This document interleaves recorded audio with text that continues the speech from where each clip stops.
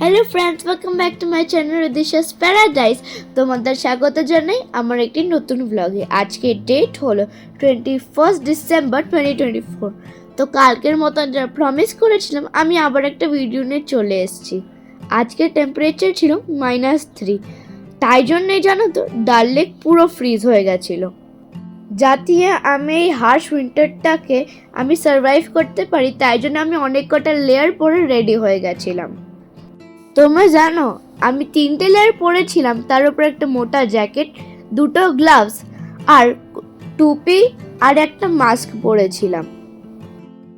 ব্যাস, আর কি চাই? Now I am fully ready to fight with this cold. আজকে আমাদের যেতে হবে সোনমার্গ, তাই জন্য আজকে আমি এখন দেরি না করে তাড়াতাড়ি ঝটপট করে আমার ব্রেকফাস্টটা করে নেব। আজকের ব্রেকফাস্টে আমি নিয়েছিলাম, আর আমি অ্যাকচুয়ালি খেয়েছিলাম ধোসা আর ইডলি, আর জিয়া খেয়েছিল পনির পরাঠা। জানো এখানে এত ঠান্ডা, তাই জন্য খাবারটা আস্তে আস্তেই ঠান্ডা হয়ে গেছিল।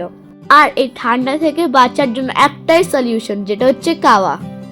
ব্রেকফাস্ট করে যেই আমরা বেরোলাম, দেখি ডাল লেকটা সত্যি সত্যি ফ্রিজ হয়ে গেছে। ওই যে তোমাদের কালকে ভিডিওতে বলেছিলাম না, এখন চিল্লাইকালান শুরু হয়ে গেছে।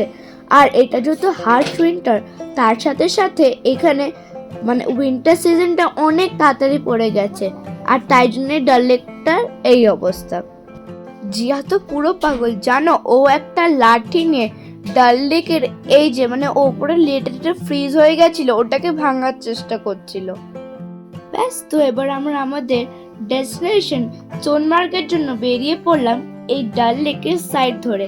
তোমরা কি জানো এই ডাল লেকটার লেন্থ হলো 7.5 কিলোমিটার আর উইথ হলো 3.5 kilometre, and the roads run along with the periphery of the lake. এই ডাল লেকে প্রতি বছর শীতকালে অনেক কটা মাইগ্রেটিং বার্ডসও আসে। আমাদের আজকে ডেস্টিনেশন সোনমার্গ শ্রীনগর থেকে 82 কিলোমিটার, আর যেতে লাগে 2.5 আওয়ার্স। তোমরা কি জানো এই পথ ধরে সোনমার্গ থেকে লে অবধি যাওয়া যায়, আর এটার ডিস্টেন্স হলো 340 কিলোমিটার, যেতে লাগে 7.5 আওয়ার্স।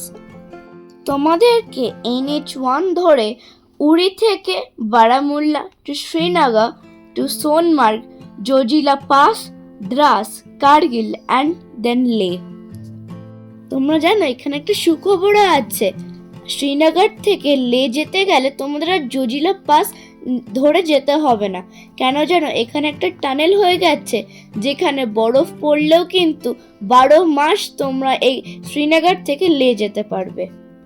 দেখতে দেখতে আমরা সিন্ধ রিভারের পাশ ধরে পৌঁছে গেলাম আমাদের ডেস্টিনেশন সোনমার্গে।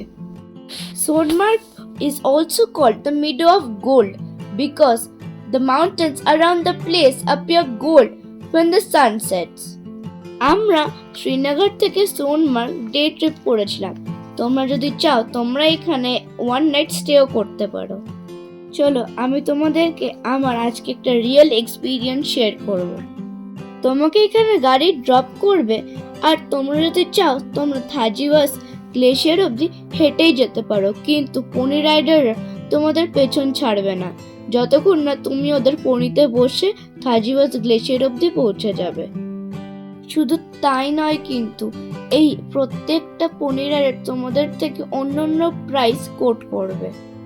পেশেন্স নিয়ে তোমাদেরকে কিন্তু এখানে বার্গেনিং চালিয়ে যেতে হবে। ঠিক যেমনি বার্গেনিং তোমরা নিউ মার্কেটে করো, ওর থেকেও কিন্তু বেশি। আবার সেটাও নয়, এরা কি করবে, তোমাদের টাকা নিয়ে আধা পথে তোমাদের দাঁড় করিয়ে দেবে আর বলবে ওই তো ওখানেই glacier. You have to be very careful, কারণ তোমরা কিন্তু এখানে ঠকেও চলে আসতে পারো। যাই হোক, the pony ride was very worth it. সব নেগেটিভ কথা এখন ছাড়ছি।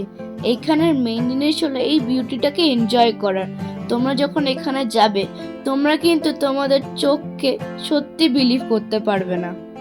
আর এই জায়গাটাতে কিন্তু বজরঙ্গি ভাইজানের শুটিং হয়েছিল। আমরা এখানে খুব মজা করেছি। এখানে তো আমরা কাওয়াও খেয়েছিলাম, কিন্তু সত্যি বলতে কাওয়ার প্রাইসটাও এখানে একটু এক্সপেন্সিভ ছিল। এনিওয়েজ আমি তোমাদের বলেছিলাম ওরা কি করলো আমাদের সাথে। তা আমরা এখান থেকে থাজিওয়াস গ্লেশিয়ারটা দেখতে পাচ্ছিলাম। আর থাজিওয়াস গ্লেশিয়ার কিন্তু সোনমার্গ থেকে 2.3 কিলোমিটার দূরে, আর এর হাইট হলো 9186 ফিট। সত্যি বলতে কিন্তু থাজিওয়াস গ্লেশিয়ার ওপর অবধি না গেলেও কিন্তু আমরা মাঝপথে এত বরফ ছিল কি বলবো, খুব মজা হয়েছে এই জায়গায়। আমি তো এত এক্সাইটেড হয়ে গেছিলাম, আমি স্নো দিয়ে একটা মিনি পাহাড়ও বানিয়েছি। সত্যি বলতে গেলে কিন্তু আমার কিন্তু মনে হচ্ছিল আমি একটা উইন্টার ওয়ান্ডারল্যান্ডে ছিলাম। আমার তো এখানে এমনও মনে হচ্ছিল যেন এখানেই ফ্রোজেন মুভির শুটিংটা হয়েছিল। আজকে শ্রীনগরের টেম্পারেচার ছিল -3, আর আমরা যখন এখানে এসেছিলাম এই সোনমার্গের টেম্পারেচার ছিল -3 থেকে -12 অবধি। কিন্তু যেহেতু অনেক সূর্যের আলো ছিল, আমাদের এই -12 টেম্পারেচারটা অতটা মনে হয়নি। অনেকক্ষণ স্নো দিয়ে খেলা করার পর আমরা চলে এলাম আমাদের লাঞ্চ করতে।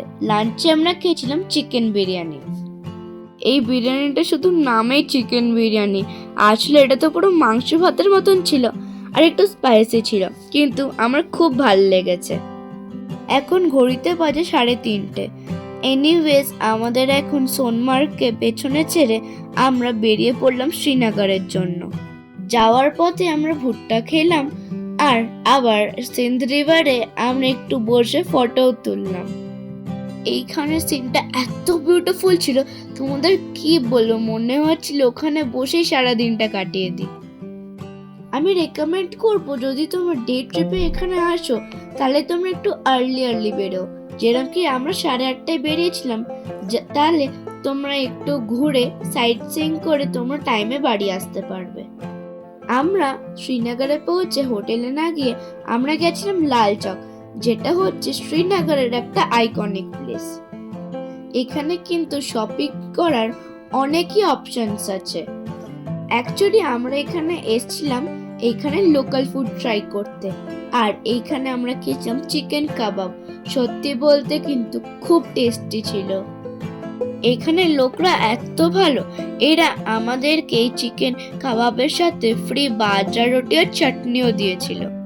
তোমরা কি জানো এই কাবাবটা মাত্র 50 রুপিস ছিল। তারপর থেকে তোমাদের তো বললাম বাকি সাইড ডিশেস গুলো ফ্রিতে পেলাম। মার্কেটে খানিকক্ষণ আমরা ঘুরলাম, হাঁটলাম আর অনেক এক্সপ্লোর করলাম। তারপর জিয়া তো দেখলো ওখানে একটা সুইট শপ আছে, যেখানে আমরা খেয়েছিলাম পনির জলেবি। সত্যি বলতে ইট ওয়াজ ভেরি টেস্টি। আর এই শীতকালে আবার কাশ্মীরে গরম জলেবি খাওয়ার তো আলাদাই মজা। আমাদের ডিনার করতে আমরা গেছিলাম মুঘল দরবার, একটা অথেন্টিক রেস্টুরেন্ট, আর আমরা নিয়েছিলাম ওয়াজওয়ান। ইট ওয়াজ ভেরি টেস্টি। থাক আজকের জন্য এইটুকুই, আবার আমি কালকে তোমাদের জন্য একটা নতুন এপিসোড নিয়ে চলে আসবো। And don't forget to like, subscribe and share my channel. Bye bye.